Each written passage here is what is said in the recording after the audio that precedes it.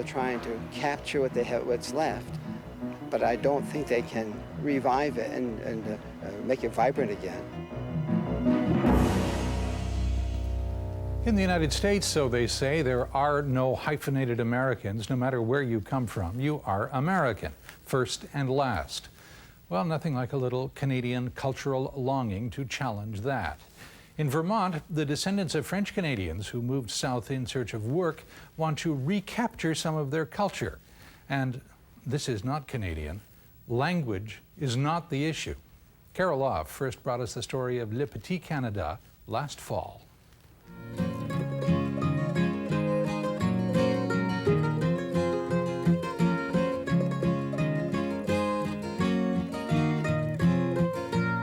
These are the faces of Quebec at the turn of the century. Desjardins, Boisvert, Benoit, families that had toiled for generations in Canada before leaving for America, like millions of others from countries all over the world. Except the Quebecers' journey was just over the border into New England, bringing with them everything they owned, not much more than the French language, the Catholic Church, and their entire Quebecois culture. Decades later, that culture still exists in New England, but found in fragments and in the will of people who want and desperately need it to survive.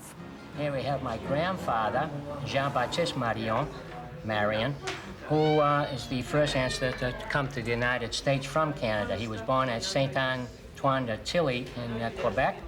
The need burns deep in the hundreds of Americans who come every week to the Franco-American Genealogy Society. Me, my parents, my grandparents, my great-grandparents. These people are desperately searching for something they were supposed to give up in the United States, their ethnic identity, and they're trying to discover exactly what that means.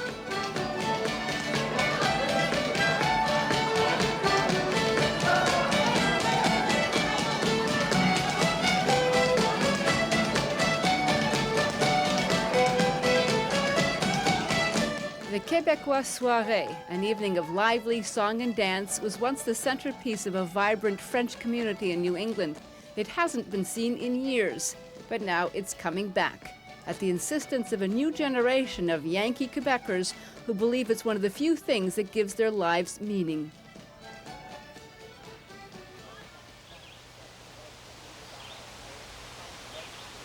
The lush Vermont countryside has absorbed the lives and histories of many French Canadians. But Marthe Pellerin has decided she doesn't want to lose her past.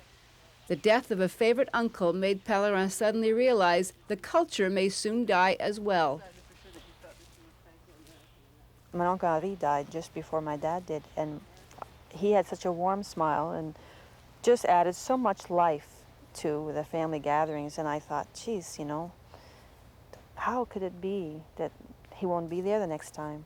And it was really the first time in my life where, you know, I understood the transition. I understood that somehow my generation was going to have to take on all of these things. We're going to carry this on. And I wasn't sure that we would. But Pellerin isn't alone. Her network of revivalists has the backing of some powerful institutions. The Association Canado-Américaine in Manchester, New Hampshire, is a fraternal benefit society, an insurance company really, set up to safeguard Franco-American survival. It's in league with a lobby of such support groups from banks to small businesses. Its president, Paul Paré, is part of the generation that's struggling to bring back the culture. It's us, or it's going to be practically nobody. We're that transition generation because we know the language, French, I mean, because our parents were very intimately linked to Quebec in many cases, or our grandparents. If we don't do it, if we don't transmit and create from that, it may be too late. Bonjour, comment vas-tu entre l'histoire et l'espoir? On continue. Take two, and cue them, and take two. To help turn back the clock, there's more than just soirees. The cable TV program Bonjour interviews anyone even passing through who speaks French. a visiting student from Quebec or a dulcimer player from Boston trying to recreate the look of the habitante. C'est l'aviron qui nous mène en haut. C'est l'aviron qui nous mène, qui nous mène. C'est l'aviron qui nous mène en haut. M'en revenant de la jolie roche. What they seek is a continuity with this history. Little Canada, it was called, Le Petit Canada. Over 1 million French Canadians left their soil-depleted farms to work in New England. At one point, more Francophone Quebecers lived here than in Montreal. Turn-of-the-century textile barons needed thousands of cheap workers, often as scab labor. Quebec immigrants worked like slaves for 12 hours a day. They brought their children to work and then recruited more relatives from home. They created a kind of cultural ghetto, and there are still pieces of it scattered throughout New England. French-Canadian culture in New England was remarkably tenacious. Quebec immigrants resisted assimilation for decades. A lot of them never even became American citizens. They had a constant flow of new people from home, and unlike other immigrants from Europe, the source of their culture was just a day's train ride away. These Franco-Americans say in the early days it was all about cultural survival in the American melting pot. Always French in the house. My mother would not say a word in English. She was here some 50, 60 years. And no, she says, I'm a squarehead, I'm going to stay Canadian. That's it. She never wanted to learn. So we had to talk French in the house and English outside. Did you as people, when you arrived here, did you feel a lot of pressure to assimilate? Yes. Yeah, because you felt like you were not right. You know, you were there, but then you should have been in Canada instead of being with all these English people that you didn't understand half of the time that you were talking about. The American melting pot eventually did its work on Little Canada. People learned English, they left their ghetto and their Quebecois culture, and now another generation is anxious to bring this back, to reclaim their Canadian identity. Rediscovering one's ethnic past is something quite familiar to Canadians, but this is the United States, and there's an important distinction to make between the two places. In the U.S., there's only one official language, that's English. There are no language rights or schools. Franco-Americans want to revive their culture without reviving their French. They want a connection with the past, but not if it means having to learn the language of their parents and their grandparents. Without the mother tongue, this cultural revival appears to be merely folklore.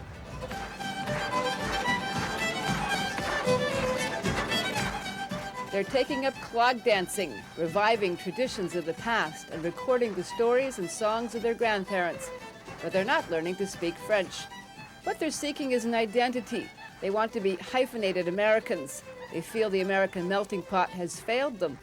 But in order to revive the culture, they've decided to put aside the very creed of French survival in North America. Keep your language in order to preserve your faith.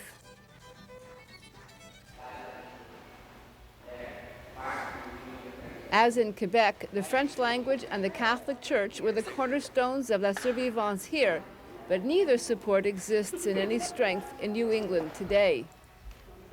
People are trying to capture what's left, but I don't think they can revive it and make it vibrant again. Even this Catholic priest, Father André Messier, is skeptical of this cultural renaissance. We can't live in the past. We're where we're at, and it's nice to know our history, and I think it's good that we're trying to recapture a lot of the things that are happening and know who we are as French-Canadian background people. But I don't think you can force the culture to return.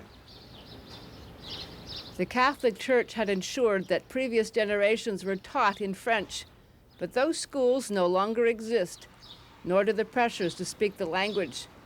Those involved in the Francophonie Renaissance say if they have to be tied to language, the culture will not survive. And so all the little fragments of Le Petit Canada are being gathered up before they disappear. There are walking tours of old neighborhoods and cookbooks with recipes for tourtière. Franco-Americans believe they will find enough there to forge an identity, even if that culture has to be translated into English. You know, I don't think language is an issue. That's a Canadian problem. There's an engouement, there's this love affair with language in Canada, whether it's English Canada or Quebec. that I have a hard time understanding, and most Americans don't understand at all, okay? And I think for Franco-Americans, we've been saddled with this language issue for 120 years. And now it is not an issue anymore. It'll happen.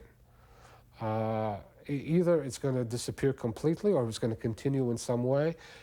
That's not the major issue. The major issue for Franco-Americans is to learn about ourselves, discover ourselves, find out where we are, and stake a claim. And if it happens to be in French, fine, tant mieux. If it's not, too bad.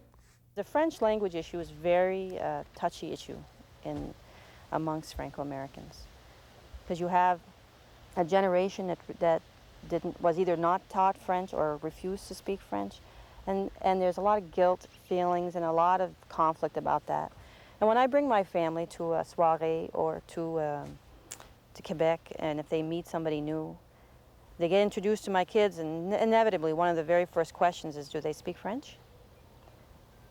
And I know for a long time I felt guilty when I'd say no, and I felt really ashamed. Until I came to the realization, until I finally said to myself, hey, they have a right to be who they are. As you say, yes, they are Americans.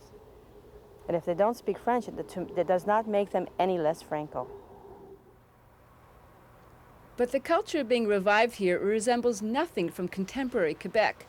This is a Duplessis-era view of the world, frozen in time in museums and libraries throughout New England. Quebec culture lasted in the United States as long as it did by being renewed with successive waves of immigrants. But that flow over the border stopped in the 1950s. The people who came here missed the quiet revolution, missed the political uproar of the 60s and 70s, and the nationalist furor that exists today. There are few links with modern Quebec now. The Franco-American culture is being rediscovered by a generation that knows more about Roosevelt and Kennedy than René Lévesque or Jacques Parizeau. I was feeling like a foreigner up there yesterday, talking on the front porch when my aunt and my grandfather broke into French. Only a smattering of this generation speaks any French. They have few connections with the old culture, but they crave a kind of ethnic belonging. I speak French with my children, but as you were saying, there is that, I feel very self-conscious when I do that, partly because I make mistakes and partly because I feel that, you know, I'm setting us apart by speaking French. So it's just a conflict I have to keep working on. I don't know, it's very important for me. I feel that if I stop speaking French to my children, it's a very scary feeling that I will have lost something that I worked hard to gain. So it's almost a kind of terror. You know, on a day that I just am too worn out to speak French, I'll say to myself, well, what if yesterday was the last day I spoke French with my children? And years from now, I'll think, oh, I wonder what the last day was that I ever said anything to them in French. There was such a push when my grandfather came over, just to assimilate, to fit in. You dropped your language quickly, you dressed the same as everyone else, and you did whatever you had to fit in, to blend in with your society. And now we're saying, well, maybe that's not okay. Maybe we've given up too much.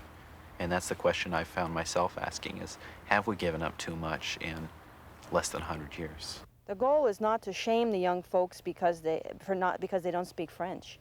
The reality, you have to balance it out. The reality is that the young folks don't speak French. They may never speak French. But that doesn't mean that they have to be without their Franco identity. So if it's not the language, what is it? And I think, in my case, for my children's case, it's a certain belonging, a certain sense of historical continuity. I mean, we've been able to instill in them a feeling that they belong in the North American picture.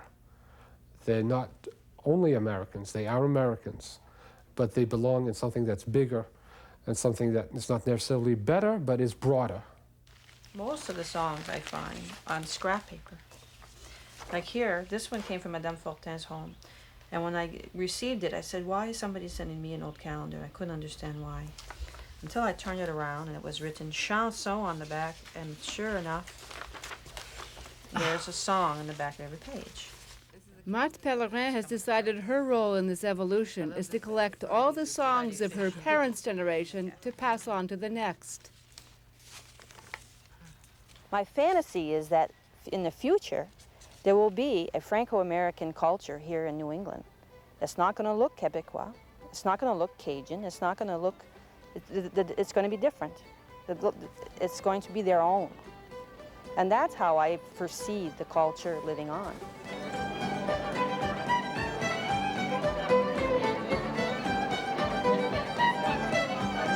People who came from Quebec with their hopeful families watch with amusement as the next generation tries to turn back the clock.